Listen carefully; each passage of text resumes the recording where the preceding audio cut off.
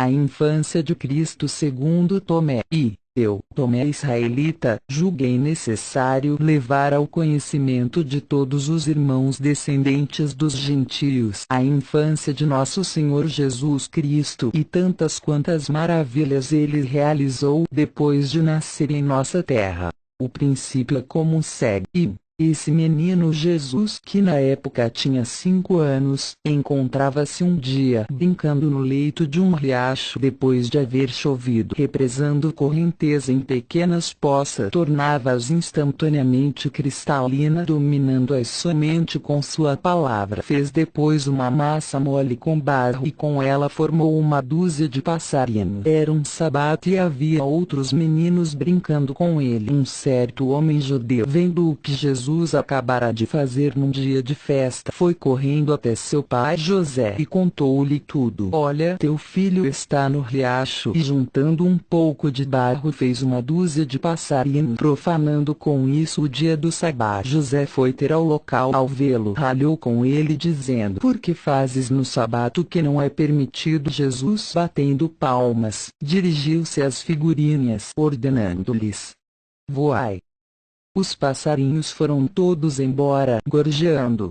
Os judeus, ao verem isso, encheram-se de admiração e foram contar aos seus superiores o que haviam visto Jesus fazer. E encontrava-se ali presente o filho de Anás, o escriba, e teve a ideia de fazer escoar as águas represadas por Jesus usando uma planta de vime. Ante essa atitude, Jesus indignou-se e disse: malvado, ímpio e insensato, será que as poças e as águas te estorvavam?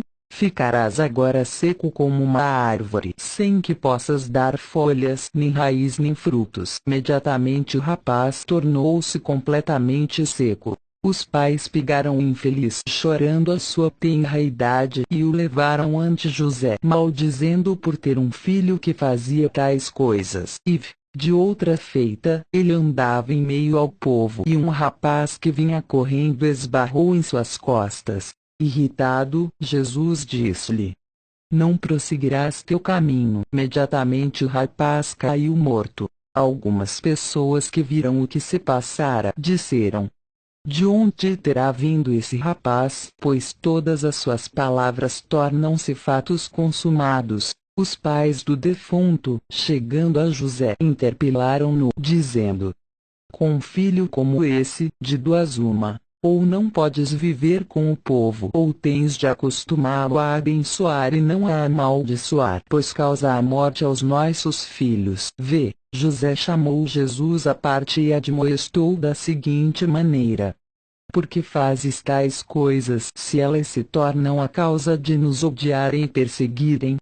Jesus replicou: bem sei que essas palavras não vêm de ti, mas calarei por respeito à tua pessoa. Esses outros, ao contrário, receberão seu castigo. No mesmo instante, aqueles que havia falado mal dele ficaram cegos. As testemunhas dessa cena encheram-se de pavor e ficaram perplexas, confessando que qualquer palavra de sua boca, fosse boa ou má, tornava-se um fato e convertia-se numa maravilha.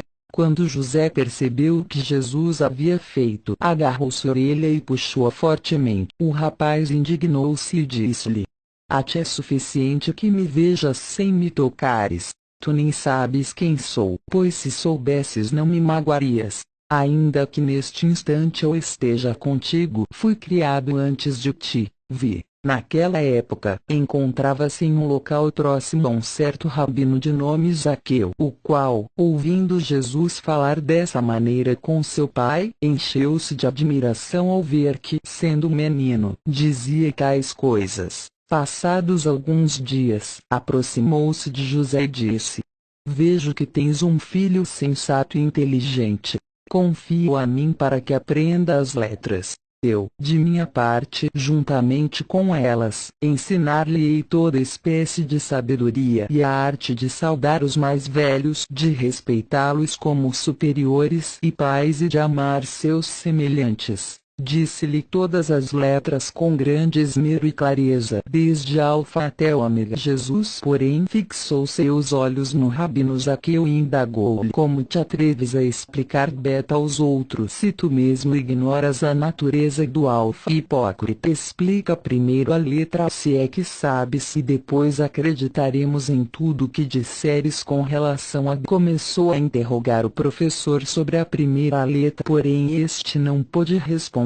Disse então a Zaqueu, na presença de todos: aprende, professor, a constituição da primeira letra e repara como tem linhas e traços médios, aqueles que vês unidos transversalmente, conjuntos, elevados, divergentes. Os traços contidos na letra são de 3 sinais homogêneos, equilibrados e proporcionados. O professor Zaqueu, quando ouviu a exposição feita pelo menino sobre tantas e tais alegorias acerca da primeira das letras, ficou desconcertado diante da resposta e da erudição que ele manifestava. Disse aos presentes: pobre de mim, não sei o que fazer, pois eu mesmo procurei a confusão ao trazer este jovem para junto de mim. Leva-o. Então, irmão José, rogo-te, não posso suportar a severidade do seu olhar. Não consigo fazer com que seu discurso seja inteligível para mim. Este jovem não nasceu na terra. É capaz de dominar até mesmo o fogo. Talvez tenha nascido antes da criação do mundo.